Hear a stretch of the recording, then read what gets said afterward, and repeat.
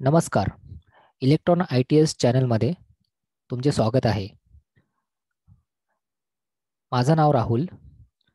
आजपासून आपण एका वेगळ्या विषयाला सुरुवात करत आहोत. त्याचं नाव आहे पायथॉन प्रोग्रामिंग. ही एक अशी सिरीज असणार ज्यामध्ये मी सुरुवातीपासून तुम्हाला पायथॉन प्रोग्रामिंगबद्दल शिकवणार आहे. पायथॉन प्रोग्रामिंग म्हणजे नक्की काय? मुळात प्रोग्रामिंग म्हणजे काय?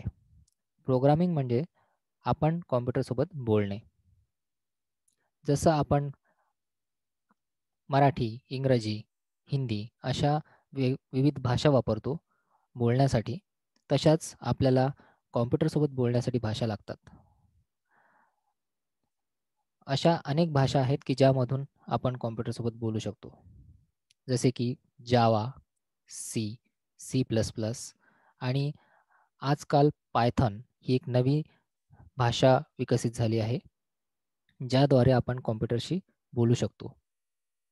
म्हणजेच आपण त्याला इन्स्ट्रक्शन्स देऊ शकतो.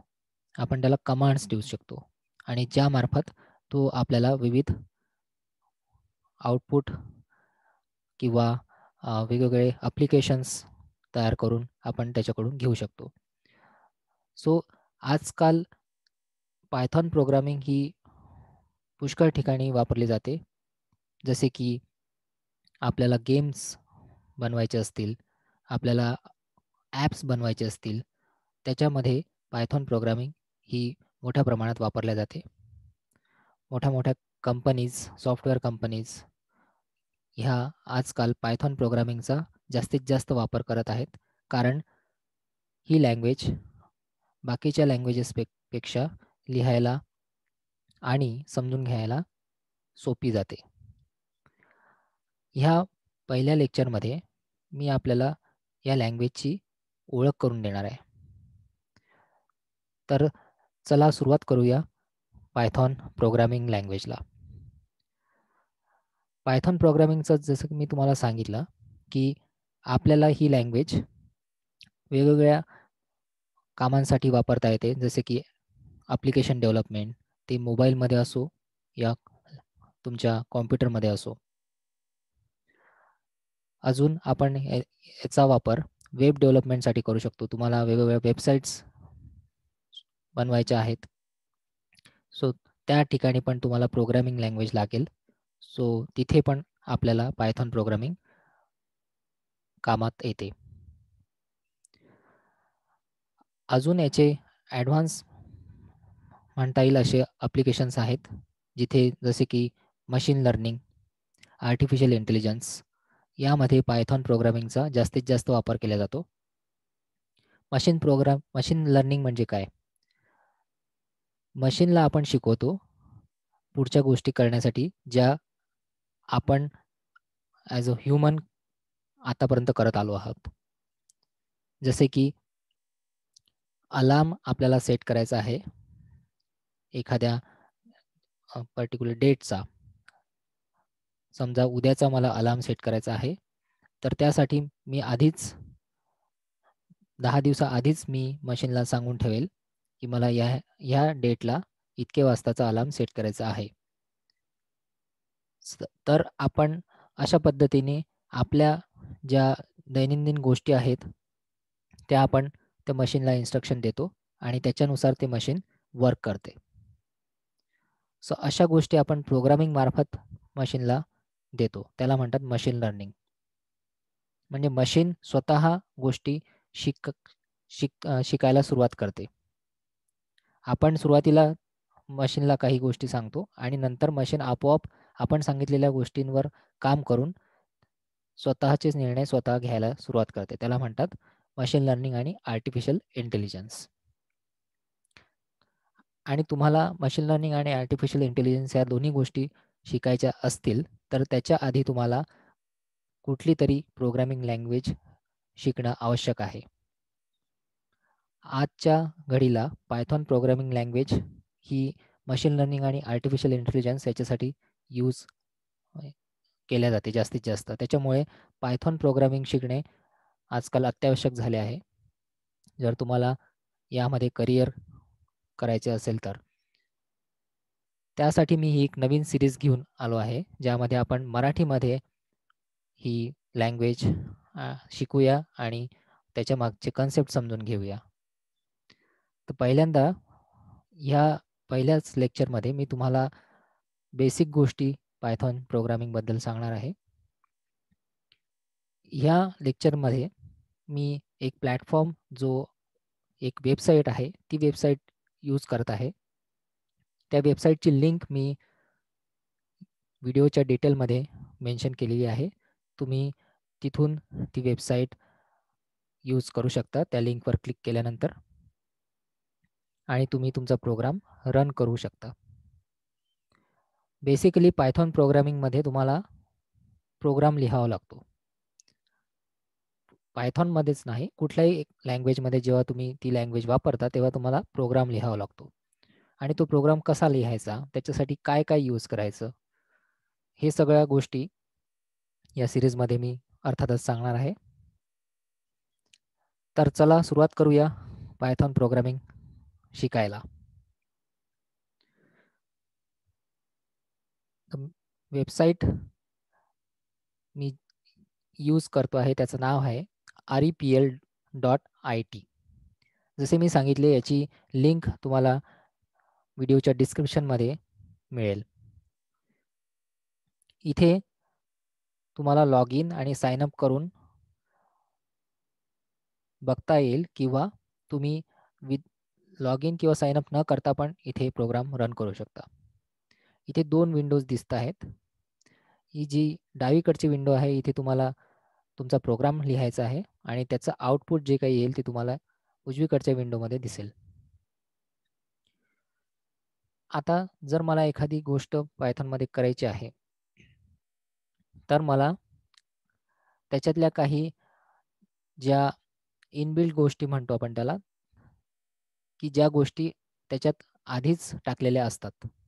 काही गोष्टी आधीच टाकलेल्या असतात त्याला आपण म्हणतो इनबिल्ट गोष्टी, इनबिल्ट फंक्शन्स. त्याचं नाव फंक्शन्स असं आहे. तर आपण इथे अशीच एक इनबिल्ट गोष्ट किंवा फंक्शन वापरणार आहोत. त्याचं नाव आहे प्रिंट.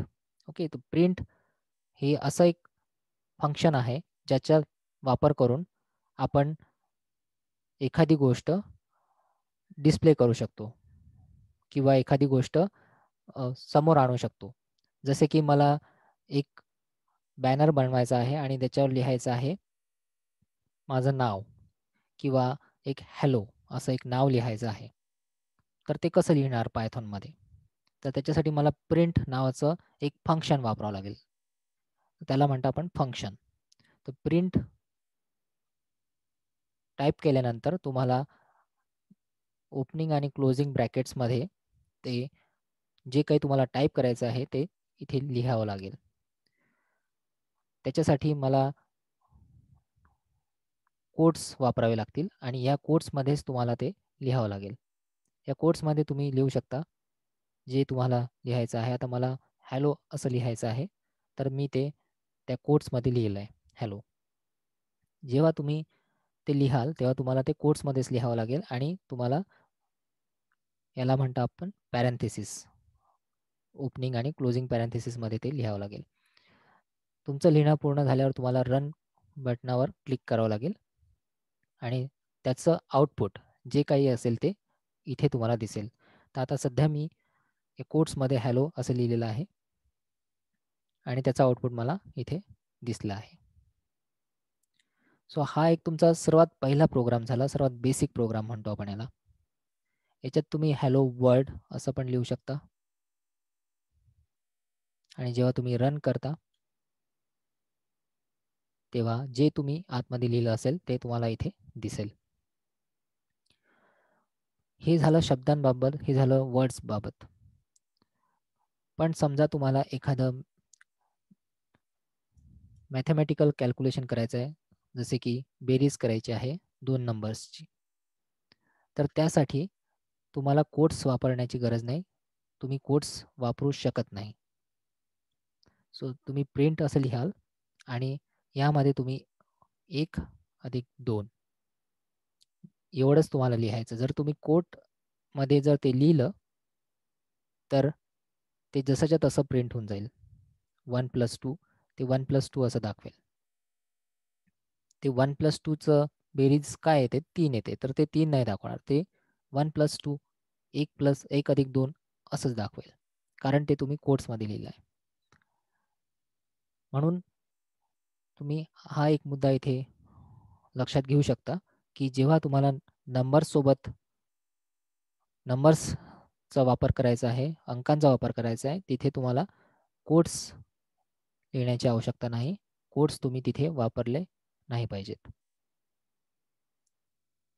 जर मी हा प्रोग्राम रन केला तर मला मिळेल 3. त्याचं उत्तर 1+2 3. अशानुसार मी इथे तुम्हाला 2 गोष्टी सांगितल्या. जेव्हा आपण कोट्स लिहितो तेव्हा त्या कोट्सच्या आतमध्ये जे काही असेल ते प्रिंट होईल जशाचं तसं. ते तुमचं आउटपुट असेल. जर तुम्ही कोट्स नाही लिहिलेत, जर तुम्ही इथे कोट्स नाही लिहिलेत तर तो एरर दाखवेल. हा एरर दाखवेल का? कारण हे शब्द आहेत, हे वर्ड्स आहेत. पायथॉनमध्ये वर्ड्स हे नेहमी कोट्समध्येच लिहायचे. ते सिंगल कोट्स असो की डबल कोट्स असो. अशा पद्धतीने तुम्हाला वर्ड्स आणि सेंटेन्स, शब्द, वाक्य तुम्हाला कोट्समध्येच लिहावं लागतील. तर एक गोष्ट इथे तुम्हाला लक्षात आली असेल की जे तुम्ही कोट्सच्या आतमध्ये लिहाल तेच तुम्हाला आउटपुट मिळेल. जर तुम्ही कोट्स नाही लिहिलेत तर तिथे तुम्हाला एरर येईल. कारण हे शब्द आहेत, हे वाक्य आहेत म्हणून. तर शब्द आणि जेव्हा वाक्य आणि शब्द येतात तेव्हा तुम्हाला कोट्स वापरणे अत्यावश्यक असते. पण जेव्हा नंबर्स येतात, जेव्हा अंक येतात तेव्हा तुम्हाला कोट्स वापरण्याची गरज नाही. तुम्ही कोट्स वापरले नाही पाहिजेत. कारण जर तुम्ही तिथे कोट्स वापरले तर कोट्सच्या आतमध्ये जे आहे ते तसंच्या तसं डिस्प्ले होईल आउटपुटला. मला अशी आशा आहे तुमचा हा मुद्दा लक्षात आला असेल. आपण पुढे जाऊयात. ह्यानंतर एक मुद्दा पायथॉनमध्ये असतो, त्याला म्हणतात व्हेरिएबल. व्हेरिएबल हे अशी एक गोष्ट आहे ज्याच्यात आपण आपली माहिती स्टोअर करू शकतो, आपण आपली माहिती साठवू शकतो. मग ती शब्दांच्या स्वरूपात असो किंवा अंकांच्या स्वरूपात असो. त्याला म्हणतात व्हेरिएबल. सो व्हेरिएबल हे एक लेटर असू शकते किंवा लेटर आणि नंबर असू शकतो. या घडीला मी एक्स हे एक व्हेरिएबल घेतो आणि त्याला मी एक अंक असाइन करतो. असाइन करणे म्हणजे त्याला तो अंक आपण त्याला त्याच्यामध्ये स्टोअर करतो आहे, आपण त्याच्यामध्ये त्याला साठवत आहे. तर 10 हा अंक एक्स व्हेरिएबलमध्ये स्टोअर झाला, आपण त्याला तिथे साठवलं. तसंच मी दुसरा व्हेरिएबल घेतो वाय, त्याच्यामध्ये मी 20 हा अंक स्टोअर केला आणि मला या दोघांची बेरीज एका तिसऱ्या व्हेरिएबलमध्ये साठवायची आहे झेड. त्याच्यामध्ये मी या दोघांची बेरीज साठवली आणि मग मी काय बेरीज आली तर ती बेरीज मी प्रिंट करेल. तर इथे मी फक्त झेड लिहिल कारण हे नंबर्स आहेत, हे सगळे नंबर्स आहेत. त्याच्यामुळे इथे मी फक्त झेड लिहिल कारण मला नंबर्स प्रिंट करायचे आहेत. जेव्हा आपल्याला नंबर्स प्रिंट करायचे असतात तेव्हा कोट्सची गरज नाही प्रिंट स्टेटमेंटमध्ये. हे तुम्ही कायम लक्षात ठेवावे. जर इथे मी कोट्स वापरले तर मला फक्त झेड आउटपुट मिळेल कारण ते कोट्सच्या आतमध्ये तसं झेड लिहिलेलं आहे. आता इथे आउटपुट येईल 10 + 20, 10 + 20 30. तर आपल्याला आउटपुट मिळेल 30. पण जर मी इथे कोट्स टाकले प्रिंटच्या आतमध्ये प्रिंट फंक्शनच्या आतमध्ये, तर मला फक्त Z आउटपुट मिळेल, कारण ते मी कोट्सच्या आतमध्ये लिहिलं आहे. म्हणजे तो त्याला शब्द म्हणून घेत आहे. जर मी कोट्स काढले तो तो त्याला नंबर म्हणून घेईल आणि त्यामध्ये नंबर्स आपण स्टोअर केलेले आहेत म्हणून तो तिथे एरर नाही घेणार. तर असा तुमचा हा एक बेसिक पार्ट आपण आज या लेक्चरमध्ये डिस्कस केला, ज्याच्यामध्ये आपण 2 गोष्टी बघितल्या. प्रिंट फंक्शनचं महत्त्व, प्रिंट फंक्शन कसं यूज करायचं आणि त्याच्यामध्ये कोट्स कधी वापरायचे. जेव्हा तुम्ही एखादं वाक्य, एखादं शब्द लिहित आहेत तेव्हाच तुम्हाला कोट्स वापरता येतात. आणि जेव्हा तुम्ही नंबर्स सोबत खेळत आहात, जेव्हा तुम्ही नंबर्स प्रिंट करत आहात, जेव्हा तुम्ही एखादं कॅल्क्युलेशन करत आहात, तेव्हा तुम्ही कोट्स वापरले नाही पाहिजेत. ह्या 2 गोष्टी आपण या पहिल्या धड्यातून शिकलो. आपण हेही शिकलो की पायथॉन प्रोग्रामिंगची नक्की नेमकी गरज काय? मशीन लर्निंग, आर्टिफिशियल इंटेलिजन्स ह्या गोष्टींसाठी तुम्हाला पायथॉन शिकणं अत्यावश्यक आहे. आणि आपण आपल्या प्रोग्रामिंगला सुरुवात केलेली आहे. नक्कीच मला आशा आहे तुम्हाला ही सिरीज खूप आवडेल आणि मी कमीत कमी वेळामध्ये जास्तीत जास्त देण्याचा प्रयत्न नक्कीच करेल. तर आपण पुढच्या धड्यामध्ये लवकरात लवकर भेटूया आणि आपण पुढच्या टप्प्याविषयी पुढच्या लेक्चरमध्ये बोलूयात. पुढच्या लेक्चरमध्ये मी तुम्हाला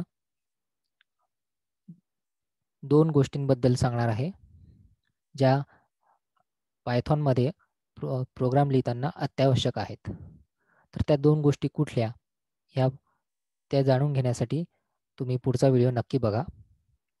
आणि तुम्हाला जर हा व्हिडिओ आवडला असेल तर इलेक्ट्रॉन ITS या चॅनलला नक्की सबस्क्राईब करा. धन्यवाद.